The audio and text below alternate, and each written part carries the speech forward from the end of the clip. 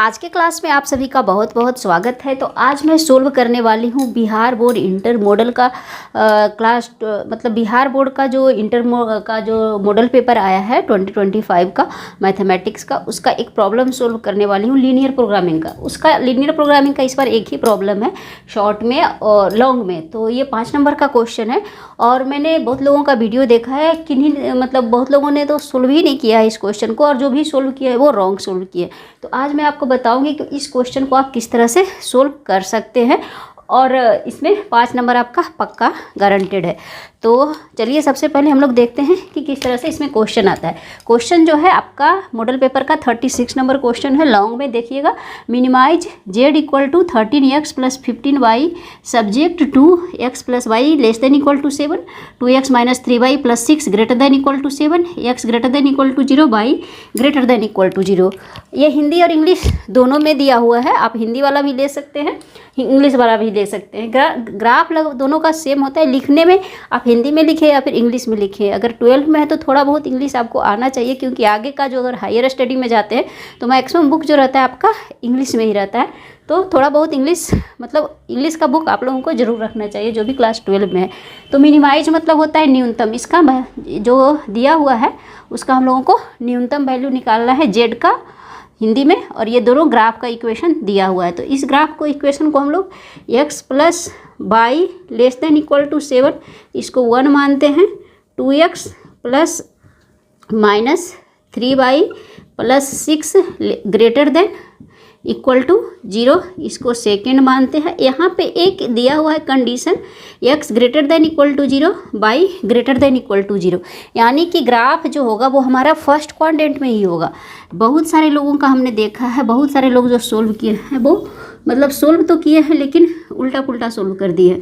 ठीक है, ये ले लेते हैं। सबसे पहले तो हम लोग यहाँ पे ये ओरिजिन हो गया, एक एक का डिस्टेंस ले लेते हैं, 1 2 3। आप इक्वल डिस्टेंस लीजिएगा, वहाँ पे एग्जाम में तो ग्राफ पेपर मिलता होगा तो उस पर आपका आराम से इक्वल डिस्टेंस पे आएगा। 7 8 9 जहाँ तक जा सकता है, 1 2 3 4 5 6 7 8।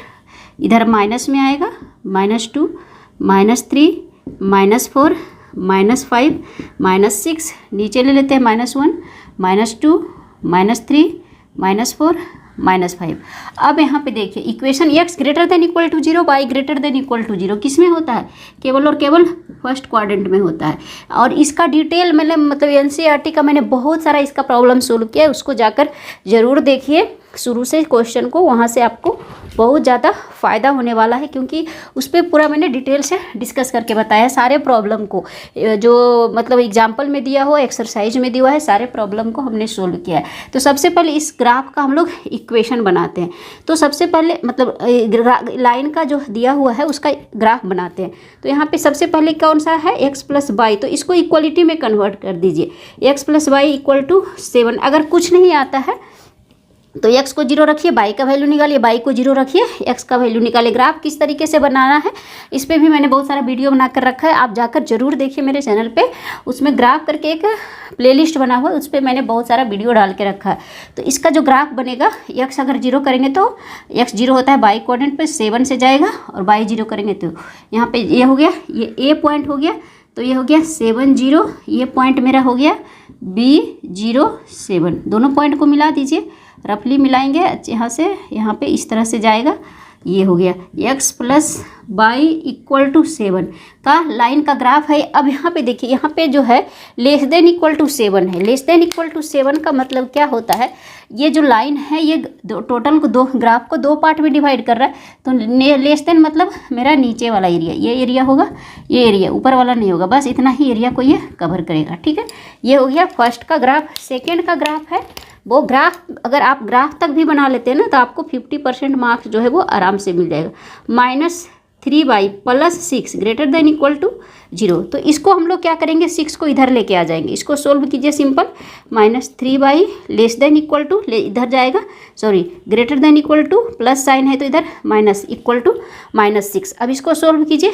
x अगर हम लोग 0 रखेंगे तो y का वैल्यू को आ जाएगा, तो x 0 रखेंगे तो -3y इक्वलिटी में इसको कन्वर्ट कर दीजिए इक्वल टू -6, इक्वलिटी में कन्वर्ट कर दिए, minus minus cancel, y equal to क्या हो गया 2। x 0 रखेंगे तो y इक्वल टू 2, x 0 रखे तो y इक्वल टू 2, यहाँ से ग्राफ जाएगा 0 और 2 यहाँ से जाएगा। अब हम लोग y को 0 करेंगे, इसी में हम लोग अगर y को 0 करते हैं, इसको 0 करते हैं, then 2x equal to -6, then x equal to -3, y 0 करते हैं तो x इक्वल टू -3, यहाँ पे पॉइंट आएगा, ठीक है, -3 और 0 पे पॉइंट आएगा, यानी जो मेरा ग्राफ जाएगा वो इधर से जाएगा, ये से इस तरह से ग्राफ जो जाएगा वो मेरा इस तरह होगा। ये ग्राफ किसका है, 2x -3y इक्वल टू -6 का। अब इसमें देखिए ग्रेटर देन इक्वल टू 6 है, इसमें था लेस देन इक्वल टू 7, यहाँ पे है ग्रेटर देन इक्वल टू -6। तो ग्रेटर देन इक्वल टू में क्या होगा आपका जो है वो यहाँ पे ग्रेटर देन में ऊपर वाला एरिया जाएगा, ऊपर वाले ये को लाइन के ऊपर वाले पार्ट को डार्क करेंगे तो लाइन के ऊपर वाले पार्ट जो मेरा क्या होगा इस तरह से होगा, इधर जितना पार्ट ऊपर जाएगा वो मेरा होगा, ठीक है। अब दोनों में जो कॉमन है वो मेरा क्या कहलाता है, बॉन्डेड रीजन। इस पे मैंने बहुत सारा क्या बॉन्डेड रीजन होता है, कौन सा कॉर्नर पॉइंट्स होता है, ये इंपॉर्टेंट है। यहाँ पे एक पॉइंट मिला है उसको हम लोग मान लेते हैं 0 A B, इस पॉइंट को हम लोग C मानते हैं, इसको D मानते हैं, ठीक है, और ये उसको हम लोग E मान लेते हैं। इसका हम लोग निकालेंगे इक्वेशन को सोल्व करके। अब यहाँ पे जो है हम लोगों का कि जो बॉन्डेड रीजन मिला है वो कौन सा मिला है, हम लोगों को यहाँ पे दिया हुआ है, ऑलरेडी मेंशन किया हुआ है x greater than equal to 0, y greater than equal to 0।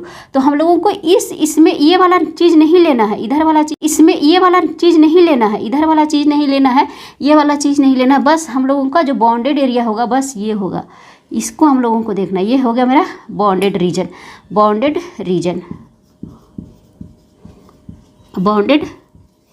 Bonded reason मेरा ये हो गया।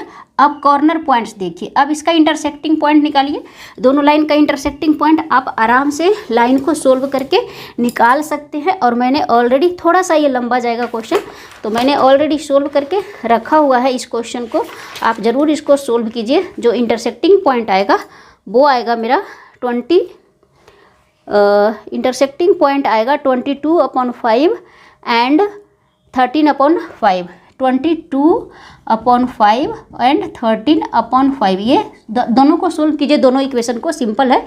x प्लस वाई इक्वलिटी में कन्वर्ट कर दीजिए, 2x - 3y equal to -6, simple है। इसमें 2 से, इस इक्वेशन में 2 से मल्टीप्लाई कर दीजिए, माइनस कर दीजिए, कट जाएगा, आप इसको आराम से सोल्व कर सकते हैं। x का मान आ जाएगा, मतलब x से y का मान आ जाएगा, x में रखिएगा दूसरे इक्वेशन में तो y का मान आ जाएगा। इसको सोल्व करना बिल्कुल आसान है, ठीक है। अब हमारा कॉर्नर पॉइंट्स कौन कौन से मिल गए हैं, कॉर्नर पॉइंट्स हमारा क्या मिल गया है, यही लिखना है, कॉर्नर पॉइंट्स कौन कौन सा है मेरा, देखिए ये है मेरा सी पॉइंट मेरा कौन सा है 0, 2, एक पॉइंट है मेरा ई है मेरा 22/5 एंड 13/5। नेक्स्ट पॉइंट जो है मेरा वो है मेरा बी, जो हमने माना था वो है 0 और 7। तो ये हो गया मेरा कॉर्नर पॉइंट्स। अब हम लोग निकालेंगे, एक चार्ट बनाते हैं हम लोग कॉर्नर पॉइंट्स। तो ये मिल गया, इसको हम निकालते हैं। यहाँ पे एक चार्ट बनाएंगे हम लोग, इधर बना लेती हूँ।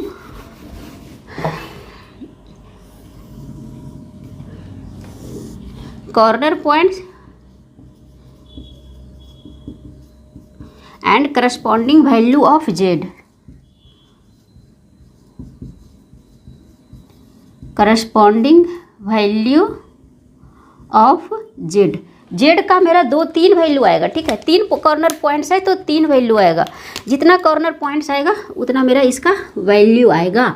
तो यहाँ पे सबसे पहला पॉइंट्स जो था मेरा वो था सी था मेरा 0 और 2। तो 0, 2 पे मेरा जेड का वैल्यू कितना आएगा, जेड मेरा कितना है, z equal to 13x + 15 by 13x + 15 by, z का वैल्यू मेरा कितना है 13x minus 15y, sorry 13x यहाँ पे है माइनस 15y, ये ध्यान है, प्लस माइनस से आपको बहुत फर्क पड़ जाएगा। 13x माइनस 15y है क्वेश्चन, आप अच्छे से एक बार देख लीजिएगा, ठीक है। तो 0 2 पे वैल्यू क्या होगा, x तो 0 रखेंगे और y क्या हो जाएगा 2, तो x 0 रखेंगे तो ये 0 बाई 2 रखेंगे तो कितना हो जाएगा -30, इसका वैल्यू कितना आ जाएगा -30 आ जाएगा। तो यहाँ पे सिंपल वैल्यू क्या होगा -30। दूसरा पॉइंट्स मेरा क्या है, दूसरा पॉइंट मेरा है ई है मेरा 22/5 एंड 13/5। इक्वेशन को सोल्व करना आपका लिए ज़रूरी है, ठीक है। तो इसमें भी वैल्यू रखेंगे, x के जगह पे 22/5, y के जगह पे इतना, तो इसको सोल्व करके रखेंगे 13 इंटू एक्स का भाई 22/5 माइनस 15 इंटू 13/5। ये सब कैलकुलेशन आपको आना चाहिए, तभी आपका सोल्व होगा। और इसको सोल्व करने के बाद मेरा आया है 91, ठीक है, 91/5। ये वैल्यू क्या आएगा मेरा पॉजिटिव में आएगा। सिंपल है, आप कैलकुलेट करके देख सकते हैं। 13/5 मेरा कॉमन हो जाएगा, 22 माइनस 13 क्या हो जाएगा 13, यहाँ पे 7 आ जाएगा अपॉन 5, 91/5। ये वैल्यू मेरा पॉजिटिव आ गया। अब एक पॉइंट बचा है बी, वो मेरा क्या है 0 और 7। तो एक्स वैल्यू मेरा 0 है, y 7 है, तो इसमें वैल्यू क्या आएगा 15 सत्ते 75 से, यानी -105। ये भी निगेटिव वैल्यू आया। तो अब यहाँ पे हम लोगों का वैल्यू क्या निकालना है, मिनिमम वैल्यू। तो इसमें से मिनिमम वैल्यू मेरा कौन सा है, मिनिमम वैल्यू मेरा है -105। अब बोलेंगे सब लोग -30 है बड़ा कि -105 है बड़ा, तो माइनस में जो वैल्यू बड़ा होता है वो छोटा होता है। तो ये तो पॉजिटिव है, ये मिनिमम होगा नहीं, -30 -105 से बड़ा है, तो यहाँ पे होगा -105। Hence the minimum value of Z is, तो यहाँ पे आंसर हम लोग क्या लिखेंगे, यहाँ पे मैं आंसर लिख देती हूँ। Hence the minimum value of Z is -105 at the corner point. कौन से कॉर्नर पॉइंट पे आया है, 0 और 7 पे। This is the answer. अगर इतना आप सोल्व करते हैं तो आपको 5 नंबर कोई नहीं काट सकता है। मैंने बहुत लोगों का वीडियो देखा है, बहुत लोग सोल्व, यहाँ तक तो कोई सोल्व ही नहीं किए हैं। तो अगर आप भी देना चाहते हैं एग्जाम, तो एक बार इस क्वेश्चन को ज़रूर सोल्व कीजिए। और बहुत सारा क्वेश्चन हमने लीनियर प्रोग्रामिंग का सोल्व करके रखा है। ऐसा गारंटेड नहीं है कि यही क्वेश्चन आपको पूछा जाएगा जो मॉडल पेपर में दिया है, लेकिन लीनियर प्रोग्रामिंग से एक क्वेश्चन आपको ज़रूर पूछा जाता है और जो इसी टाइप का क्वेश्चन पूछा जाता है। मैक्सिमम वैल्यू निकालना रहता है या तो मिनिमम वैल्यू निकालना रहता है, और सिंपल ग्राफ आपका रहता है। तो मैंने जो ऑलमोस्ट जो 5 to 6 क्वेश्चन वहाँ पे जो इंपॉर्टेंट है वो मैंने सोल्व किया है, उसको जाकर एक बार ज़रूर देखिए। इस क्वेश्चन को भी मैंने सोल्व किया। तो आशा करते हैं आपको ये क्वेश्चन अच्छे से समझ में आया होगा।